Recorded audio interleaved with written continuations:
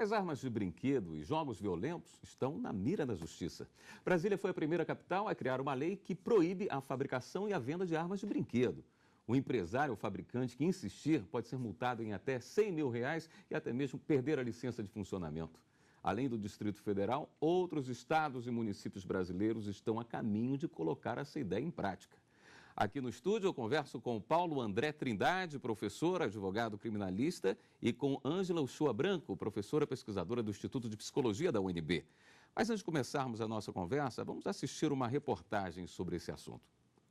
Francisco foi assaltado quando chegava em casa. Os bandidos estavam armados. Tomaram tudo que eu tinha, com tudo. Por lei, o uso da arma de fogo numa abordagem é motivo de aumentar a pena do acusado. O mesmo não ocorre se ela for de brinquedo. Esse é o entendimento do Supremo Tribunal Federal. A Corte julgou que o armamento deve passar por perícia para atestar o potencial de risco à vida das vítimas. Na ação, um homem tentava reverter a pena que foi condenado. Ele argumentou que a arma nunca foi encontrada para ser submetida a exames de balística. Por maioria, os ministros do STF decidiram que a prova testemunhal é suficiente para incriminar o réu nesses casos. Por maioria, o Supremo entendeu que, independentemente da inexistência da arma, outros meios de prova puderam constatar a existência da mesma e logo legitimaria a incidência dessa circunstância que qualifica o crime. Bem, eu vou cometer aqui uma indelicadeza, começar com o professor em vez de nossa convidada, se a senhora me permitir. Professor Paulo, já existia no Estatuto do Desarmamento, se não me engano, uma proibição da comercialização, fabricação de armas que fossem semelhantes, no seu aspecto, de armas de fogo. Só isso já não seria o suficiente? É realmente importante que se faça essa proibição, como no caso da Lei 5.180 do Distrito Federal, de proibir armas de brinquedo de uma forma geral? Historicamente, porte de armas, você tinha um tipo penal na Lei de Contravenções Penais. Posteriormente, veio uma lei denominada Porte Ilegal de Armas. Ela previa, no artigo 10, o simulacro de arma de fogo, só que ela tinha uma pena. Se você consultasse a lei, você verificaria isso, o prefeito histórico. Você constataria que daria de 1 a 2 anos de detenção e multa. Uhum. Posteriormente veio o Estatuto do Desarmamento e ele descriminalizou. Em outras palavras, deixou de ser crime o simulacro de arma de fogo. Sim. A arma de brinquedo deixou de ser crime pelo efeito da descriminalização. O que o Estatuto do Desarmamento fez? Ele apenas veda, como você bem disse, a comercialização, a fabricação, a importação e a venda. Só que não existe uma consequência para isso. Então, imaginemos aqui no DF, a venda de uma arma ou de um simulacro de arma de fogo. Qual era a sanção? Nenhuma. Ficou para os estados, para os entes federativos, aplicarem sanções. Tanto que no início você disse, o DF veio aplicar multa até 100 mil. Significou o quê? Que na parte penal não existiu nada, existiu administrativamente. Isso existe. Então o que o Estatuto do Desarmamento fez? Ele descriminalizou uma conduta prevista, típica, na lei de porte ilegal de arma, e agora apenas tornou administrativo, uma consequência administrativa. Então, comercializar, fabricar, importar, não tem consequência. Você não tem um efeito penal para ela, salvo eventualmente alguma conduta paralela. Então, exemplo, uma pessoa que importa arma de brinquedo além da cota prevista para tributação, ele vai praticar um crime de descaminho. Mas a arma em si não vai ter irregularidade. A arma de brinquedo e o simulacro caem todos no mesmo canto? Ou há uma distinção entre a arma que solta bolinha de sabão e a arma que se parece muito com uma arma de fogo? Arma de brinquedo. Se você for analisar, o que disciplina uma arma é um decreto regulamentado pelo Ministério da Defesa. Então, armas de uso restrito, ele é regulamentado pelo Comando do Exército. Então, não sou eu, não somos nós que vamos definir o que é uma arma. A arma, ela vem na disciplina de algo que vai disparar, efetuar, lançar projétil. A arma simulacro, ela é um brinquedo ineficaz e incapaz de lançar qualquer objeto que possa lesar um bem jurídico. Professora Ângela, eu vou fazer a pergunta para a senhora da forma mais direta possível. Armas de brinquedo levam a criança a ser mais violenta? Não. A senhora só poderia me responder da maneira mais direta possível. Também, de uma maneira bastante direta. Realmente não podemos falar sobre isso. Eu acho que o mais importante nessa situação toda que vem sendo discutida ultimamente é a gente levar em conta que o grande problema é a arma de fogo, é aquela que verdadeiramente atinge e fere uma outra pessoa. Essa sim é que tem que ser regulamentada e muito bem regulamentada. Mas quando a criança brinca com uma arma, ela não brinca em tentar atingir, em matar, nem que seja brincando, um colega, um alvo imaginário? É muito diferente. A criança, quando brinca, ela está vivendo a sua fantasia e isso sempre existiu desde que a humanidade, enfim... nós temos observado que as crianças, elas usam essas brincadeiras como uma forma de interagir, de imaginar. Então, nós não podemos, em hipótese nenhuma, fazer assim ter uma ideia de que o fato de você utilizar isso em contexto de brincadeira necessariamente vai levar você a se tornar violento e muito menos a utilizar uma arma. Os fatores que levam à violência e à violência armada na nossa população, entre os jovens, entre adolescentes, jovens, até mesmo crianças, né, que nós sabemos que tem muitas crianças aí que estão em conflito com a lei porque fazem uso, de fato, de arma de verdade. Isso sim é que é problema e nós não temos nenhuma evidência de que brincar com armas de brinquedo gere esse tipo de violência. Tem uma separação entre gostar da arma de brinquedo na sua infância e gostar de utilizar a arma na vida adulta. Sim, brincar com uma arma de brinquedo na infância e utilizar armas de verdade, mesmo como criança, como adolescente ou como adulto. Professor Paulo, doutor Paulo, tem um dos argumentos que é muito utilizado, eu acho que é até válido, que os simulacros muitas vezes são utilizados para se cometer algum delito, mas aqueles mais que têm uma proximidade maior. Ele é visto da mesma forma que uma arma de fogo, num assalto, por exemplo? Eu vou até, antes disso, até falar com a doutora Ângela, eu não sou entusiasta do direito penal. Então, eu não vejo que o direito penal solucionará, reduzirá violência. Então, acho que você colocar uma arma, um simulacro dentro de uma família e a pretexto de dizer que aquele simulacro poderia destruir a família, é fechar os olhos para algo antecedentes. Então, por exemplo, a gente analisa violência doméstica. Então, uma criança que é criada num ambiente hostil, agressão de pai com a mãe, e a criança no futuro aproveite a arma e se torne violento, tem um argumento muito frágil falar que a arma de brinquedo foi causa dessa criança violenta. Uhum. Então, eu defendo que se existe uma redução de violência, ela está na aplicação das políticas públicas. Dentre elas, tem outras, educação. Então, se eu não tenho uma educação forte, que permita a criação de um cidadão que saiba o que está fazendo, as consequências, é evidente que a gente vai ter uma fragilidade. E aí, o governante normalmente utiliza o direito penal de forma simbólica. Já que eu não consegui sanar os problemas sociais, que puna. Então, imaginamos a criança ou o adolescente que porte uma arma de brinquedo e em um semáforo aponte a arma para a vítima e a vítima, evidentemente, não vai testar se é uma arma de verdade ou não, se ela é verdadeira ou não. Ela vai ceder em razão da violência e vai entregar o objeto. Essa discussão, ela tinha uma polêmica no STJ. E qual era? Quando nós estudamos o roubo, tem um roubo denominado circunstanciado pelo uso de arma. Ele tem como efeito jurídico, além da pena, um aumento de 1/3 à metade. Existia uma súmula no STJ, que era a súmula 174, que ela dispunha que haveria a causa de aumento de pena, mesmo que a arma fosse de brinquedo. Tá. Esse era o primeiro entendimento que aconteceu. Uhum.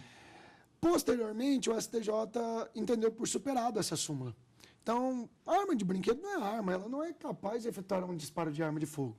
E aí eu vou ter que explicar até uma razão social depois. O STJ acabou por entender que deveria ter 2 crimes. O simulacro, que era do período da lei de porte ilegal, e o roubo. Só que o Estatuto de Desarmamento revogou o simulacro, descriminalizou. Hoje, eu utilizar uma arma de brinquedo para efetuar um crime contra o patrimônio mediante violência, o roubo especificamente, é um crime simples. Por quê?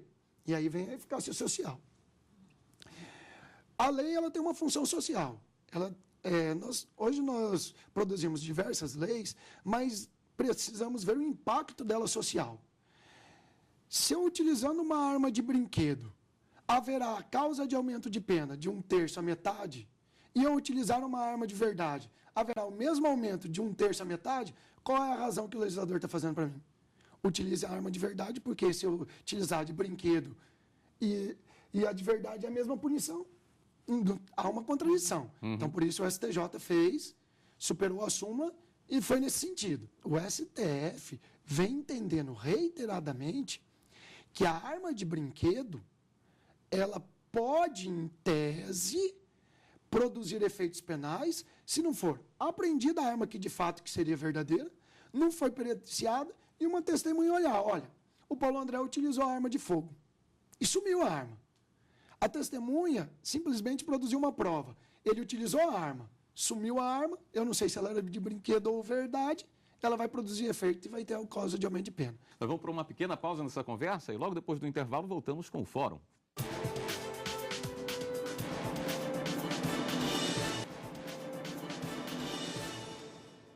O Fórum está de volta. Hoje estamos conversando sobre brinquedos violentos. No primeiro bloco, nós ficamos muito em cima das armas de brinquedo. O videogame, esse produz uma pessoa, uma criança, um adolescente mais violento, professora? Olha, com relação à questão da violência, há muito que se dizer. Os videogames violentos, os joguinhos de computador violentos, eles já são uma outra coisa, já se caracterizam de outra maneira, eles já penetram na vida, na experiência de crianças e adolescentes de outra forma. E qual forma seria essa? Não é que haja uma determinação. O fato de meu filho, seu filho, estar muito tempo diante de um computador, jogando esses jogos, ou diante de um videogame, jogando esses jogos, isso não significa que ele vai se tornar necessariamente uma pessoa mais violenta, certo? Mas se houver já um dos elementos, esse uso excessivo, né, essa utilização excessiva dos joguinhos como forma de lazer, né, como atividade da criança ou do adolescente, pode ser um indicador de que tem alguma coisa meio complicada na vida dessa criança, desse adolescente. Por que ele só se interessa por isso? Porque aquele que joga junto com os coleguinhas aqui ou ali e faz uma série de outras atividades, isso não é problema nenhum. O problema é quando a criança ou o adolescente fica fixado nesses joguinhos. Aí existe algum problema que merece atenção e que merece ser estudado. Mas não passam umas mensagens deturpadas de que na vida você tem mais poder se você atropelar mais pessoas, se você matar mais policiais, se você ultrapassar o limite de velocidade? Sim, isso é que eu digo. Esses jogos violentos, eles têm esse componente de mostrar esse lado negro da sociedade, que, querendo ou não, existindo ou não esses jogos, o lado negro da sociedade está lá. Né? Então, isso é um problema sério. Então, se você só apresenta para a criança esse tipo de jogo, se você só disponibiliza isso como lazer para a criança, isso é gravíssimo, por parte da sociedade, por parte da família. Agora, o que eu estou colocando é o seguinte, eventualmente, se a criança ou adolescente se interessar, for lá jogar uma outra vez, ver como funciona, porque todos os colegas fazem isso, essa não é uma questão tão séria. A questão séria é se ele se interessar demais e ficar horas e horas e horas fazendo esse tipo de atividade. Nesse caso, nós temos que ver o que está motivando essa criança a se interessar apenas e tão somente por esse tipo de coisa. O que mais está acontecendo na vida dessa criança? Então, nós vemos que há muito tempo a psicologia vem investigando a questão de filmes, desenhos animados violentos. E se verifica em estudos maiores, né, realizados aqui e fora do Brasil, que aquelas crianças que já têm uma tendência a serem muito agressivos por N outras razões, né, outras causas presentes, essas crianças são sim mais afetadas por essa exposição excessiva a filmes violentos, desenhos violentos e, portanto, também a jogos violentos. Então, esses jogos violentos é como se eles acentuassem essa tendência, no caso das crianças. Mas nós não podemos dizer que a culpa é dos jogos. Isso é muito perigoso, porque senão, bem, eu sou uma vítima da sociedade, a sociedade é extremamente violenta. O tempo todo eu sou exposto a isso, então qualquer coisa que eu fizer, eu posso culpar a sociedade e sair ileso numa situação de júri, por exemplo, se eu praticar um crime. Não, eu fiz isso porque eu aprendi a fazer isso. Então não é bem por aí. Mas aí a nossa legislação proíbe uma arma de brinquedo e deixa passar uns jogos que permitem que uma criança que já tem um desequilíbrio, como a professora falou, possa até viver no seu dia a dia aquilo que ele estava vivendo ali na fantasia. Que você vê de crianças que matam a família, que atiram na escola. Esses jogos não são, no nosso olhar, muito mais perigosos do que uma arma de brinquedo? O uso excessivo do videogame pode, pouco a pouco, ir gerando uma disposição para agir de forma um pouco mais violenta. Existem várias formas de violência.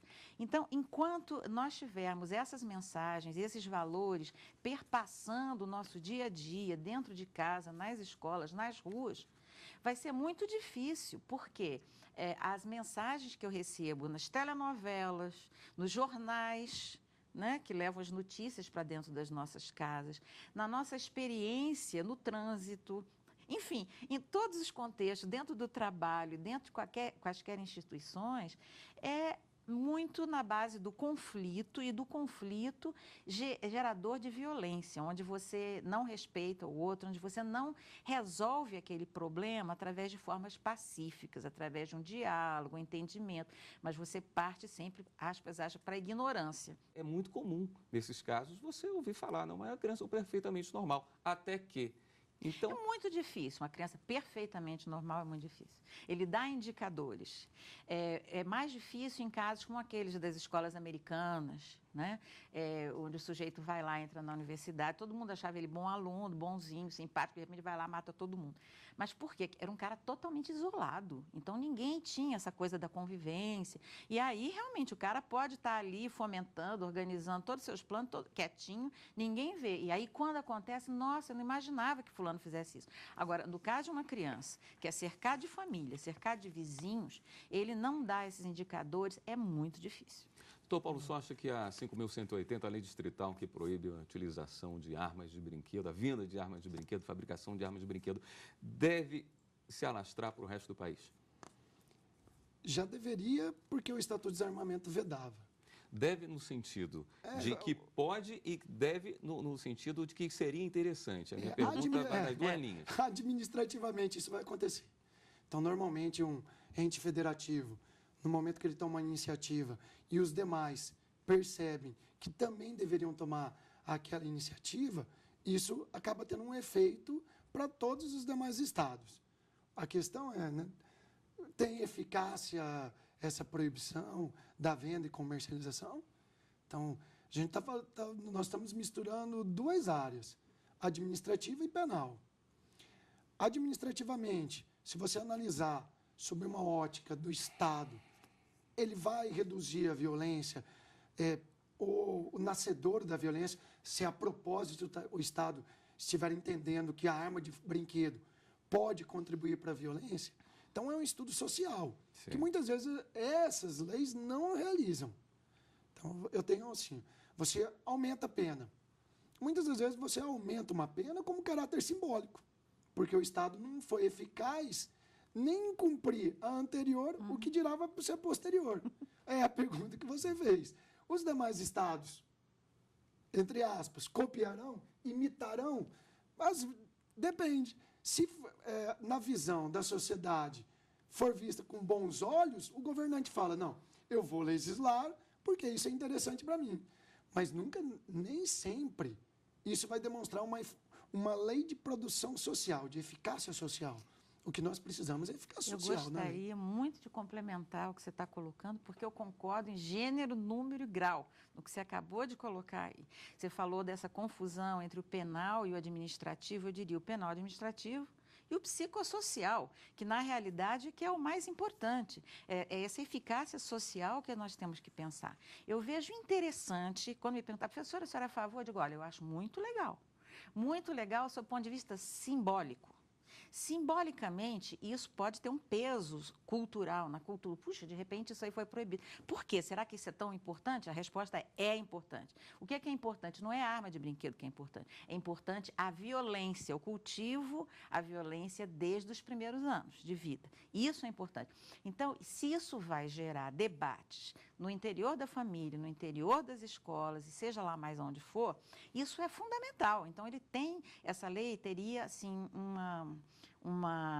um impacto importante na discussão simbólica dessas questões e, com isso, as pessoas podem passar a refletir mais, começar a conversar mais com seus filhos, com as crianças, com adolescentes. Por que isso está acontecendo? Está acontecendo por isso, por isso, por isso. Então, dá margem a essa discussão, que é a única maneira possível da gente se tornar menos violento. Eu vou te dar um exemplo muito peculiar e famoso, não vou citar, mas é assim.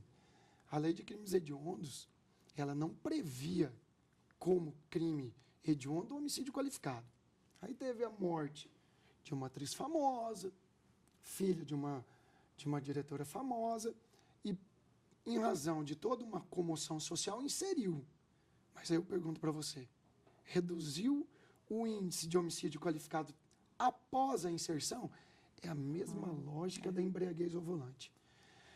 Nós fazemos campanhas e mais campanhas criminais de embriaguez ao volante.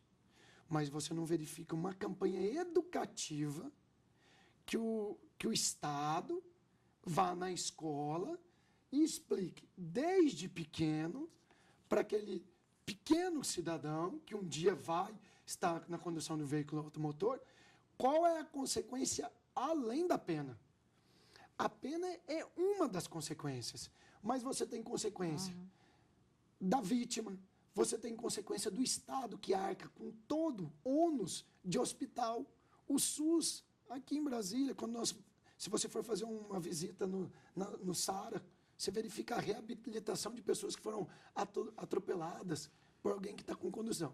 Então, essa é a lógica. Eu posso entender, então, que o senhor não é a favor da 5.180? Eu não sou a favor de leis simbólicas. O modo intimidatório que nós utilizamos hoje é muito mais pecuniário do que eficaz. Você analisa hoje uma lei, a embriaguez ao volante, você vai verificar. O cara está pegando, a multa é de R$1.000 e tantos. A comercialização empresário pode chegar até R$100 mil. E depende. Qual é o poderio econômico desse empresário? Que ele pode te ignorar, dependendo de 100 mil para um empresário que tem um poder muito alto econômico, para ele é relevante. Perfeito. Tá? Bom, eu gostaria de agradecer a participação dos senhores. O programa de hoje vai ficando por aqui, mas nós conversamos com Paulo André Trindade, professor advogado criminalista, e Ângela Uchoa Branco, professora pesquisadora do Instituto de Psicologia da UNB. Mas você pode rever esse programa na página da TV Justiça. O endereço é www.tvjustiça.jus.br. E também enviar sua sugestão para o programa. E-mail fórum@stf.jus.br. Até a próxima semana com mais uma edição do Fórum. Espero você.